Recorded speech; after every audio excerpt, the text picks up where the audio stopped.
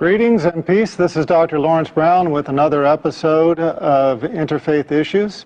I'm coming to you today with a topic that might surprise a lot of you.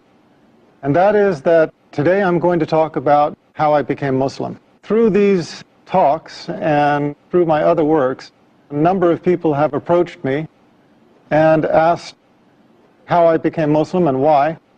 And if for no other reason than simply to tell the story once, answer everybody's questions, and let people know how I made this major change in my life and in my religion, I've decided to tell the story.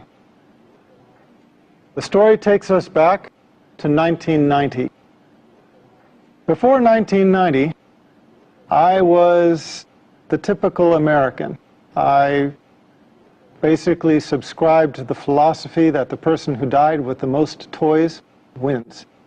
I had spent my life accumulating different things of this world, and that was the only thing that I knew. That was the only objective I knew in life. In 1990, my second daughter was born. I guess I wasn't listening the first time.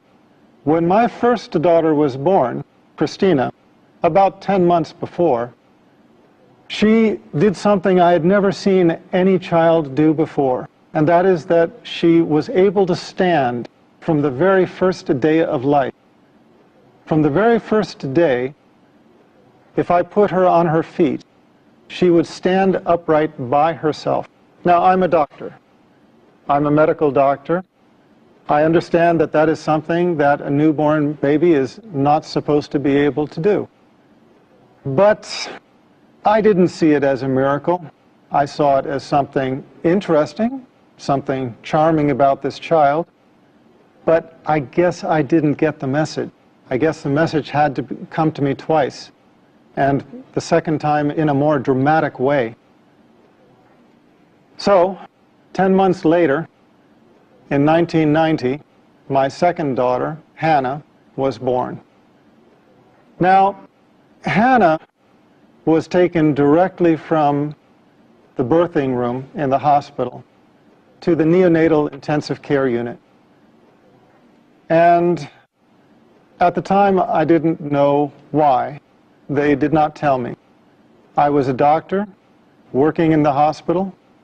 It was George Washington University Hospital, one of the most famous hospitals in the United States. That was the hospital where President Ronald Reagan went when he was shot. You cannot fault the medical care at that hospital. They had the highest medical care.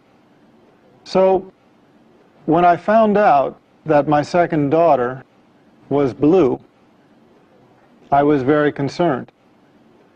I went and saw her in the intensive care unit.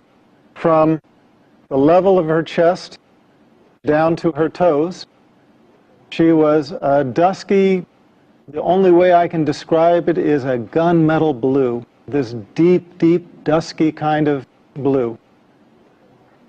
Now, for those of you in the medical profession, you understand what that means.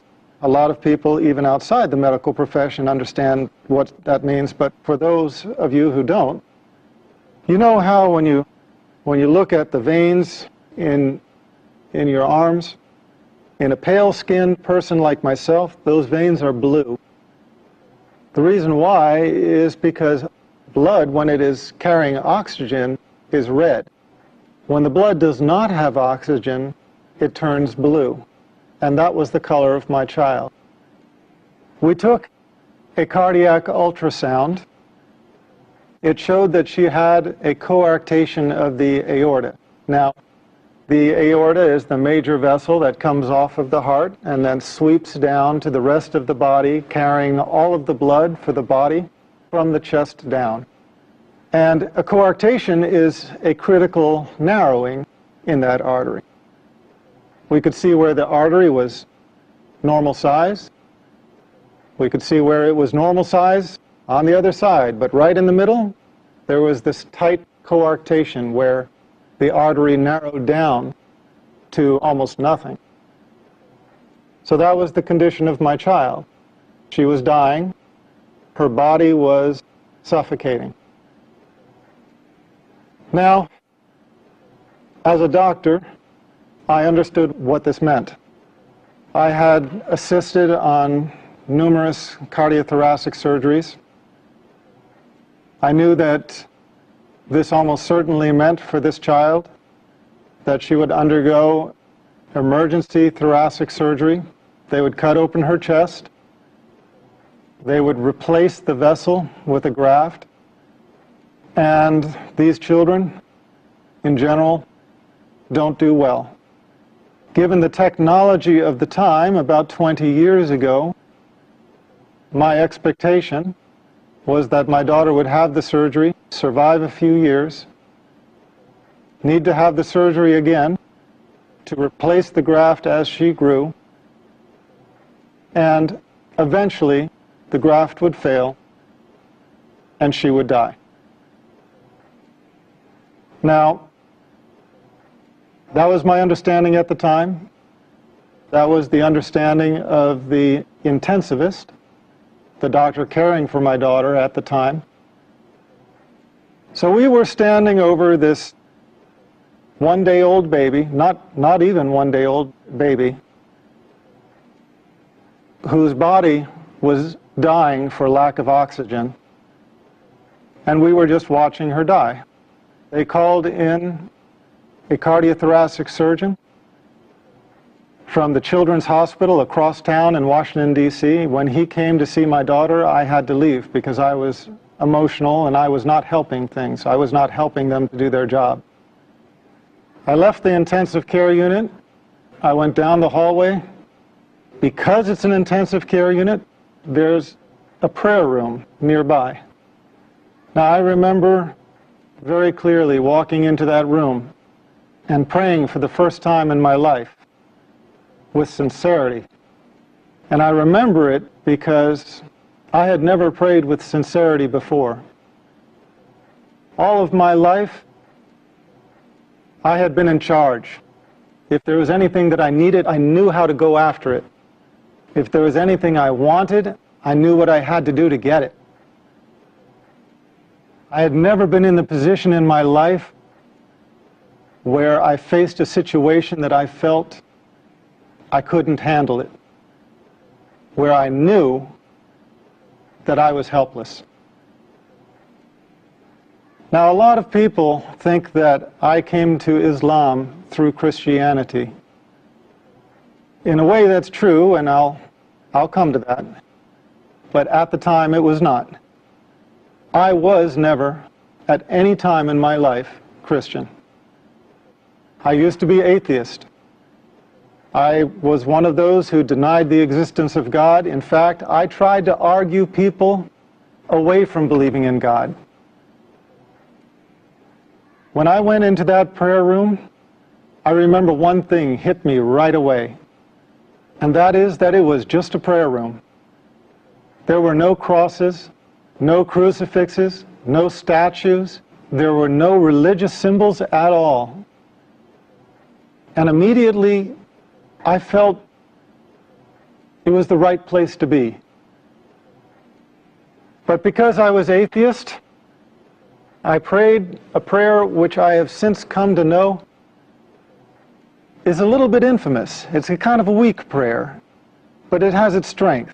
And that prayer is, "Oh God, if you are there." You have to remember, I had spent all of my life denying God, denying His existence. At that moment, I realized there was nothing I could do. There was nothing in my worldly power to help this child. And I knew that the only power, if it did exist, that could help my child was the Almighty. So the only way I could pray was to pray, "Oh God, if you are there." And I admitted, I was honest. I said, "I don't know if you're there or not. But if you are there, I need help." And I made a deal. I made a promise. I asked God if He saved my daughter, and then if He guided me to the religion that was most pleasing to Him, that I would follow. And I remember those words precisely. asking him to guide me to the religion that was most pleasing to him and promising to follow. Well, I had been away for maybe 15 minutes. I walked back to the intensive care unit. When I entered the unit, the doctors were huddled around my daughter like a football team in the huddle. They were on the other side of the room at one end. When I walked in, they looked up at me, and I could see something had changed. When I walked up to them, the cardiothoracic surgeon just looked me in the eye and said she was going to be okay. The doctors around me did not understand it. He went on to give an explanation. He started talking about a patent ductus arteriosus and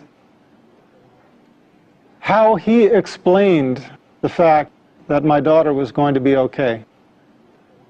And I looked around at the other doctors' faces, and I realized that I was not the only one that did not buy that explanation. And I realized that although that explanation worked for him, it just simply didn't work for me. I had prayed with sincerity for the first time in my life, and I could only believe that this was the hand of my Creator. We took an ultrasound before that showed this life-limiting condition. We took an ultrasound after, and she was completely stone-cold normal. She never had surgery. She never had medicine. She just went to becoming a completely normal child. As a matter of fact, she entered college this year. When I saw this miracle, I realized I had made a promise. And I realized that if I did not fulfill that promise, I would be blameworthy. So I started searching. I had promised my Creator that if He would guide me to the religion most pleasing to Him, that I would follow. And the last thing I wanted was to die with that promise being unfulfilled. I would love to continue and finish the story all in one go, but we have an obligation to our sponsors, and so I ask you to be patient, bear with us. We're going to break for a few minutes. We'll be right back. Welcome back. This is Dr. Laurence Brown again, speaking on the subject of my conversion to Islam. And I will just continue the story that I started, telling how and why I became Muslim. So, I started reading scriptures of a variety of religions. I studied Buddhism, Taoism, Shintoism, read into the Bhagavad Gita, started studying Hinduism, worked my way around to Judaism, Christianity, started working myself up the ladder of the revealed monotheistic religions. With each religion I encountered, I basically just came to the conclusion that, well, no, that's not it. It didn't take me long to decide against Buddhism, against Taoism, against Hinduism. That's why I ended up studying Judaism. When I studied Judaism, I felt, okay, now here there is some truth, but there are also some things that I did not believe. I found inconsistencies in the Old Testament, which we'll talk about in another show, inshallah. I found the prediction of 3 prophets to follow, and that obviously raised the question, well, if those prophets do not count as John the Baptist and Jesus Christ as the first 2 of those 3, who else could it be? So I moved on to Christianity. As I studied Christianity, I just was looking for the answer anywhere I could find it. I studied with the Southern Baptists, the Quakers, the Greek Orthodox, the Roman Catholics, Mormons, Seventh-day Adventists, my head is kind of swimming with all of the sects of Christianity that I approached for longer or shorter periods of time. And in the end, I could never get my answers. I would go to the priests having actually done something that very few Christians, in my experience, really do, and that is reading the Bible and questioning aspects of it. Now, please understand, I don't mean this to put down anybody out there. I don't mean this as a criticism to Christians who hold on to their faith, but I just mean to say that most Christians accept their faith unconditionally without really analyzing it. I found Jesus Christ calling himself the Son of Man, so I wanted the priest to tell me, why do Christians call him the Son of God if he called himself the Son of Man? I found Jesus Christ in 3 places asked, what is the most important commandment? And he said, "Know, O Israel, your God is one God." And I couldn't find the Trinity anywhere.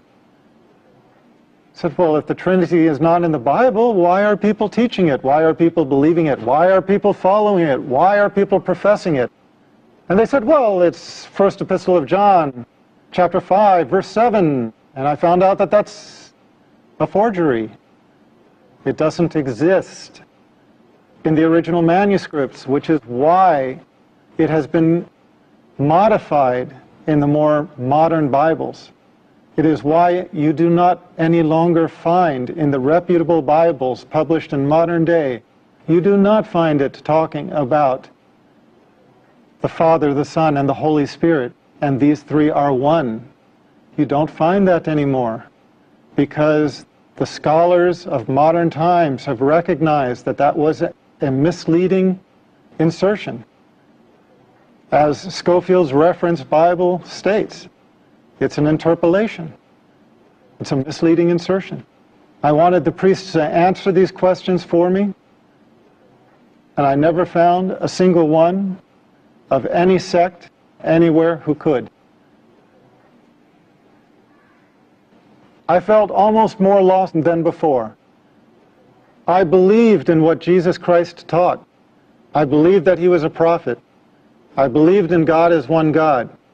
I believed that man's relation with God is direct, without intercessor. I believed that we are accountable for our actions. I could not believe that we carried the taint of original sin, a sin that we never committed. I was at odds with Trinitarian theology, but I was in agreement with everything Jesus Christ taught. And I found these 2 to be different, and no priest could explain this to me. For a couple of years, I was searching, not finding anything, because in the West, in America, really about the last religion most people even think to consider is Islam.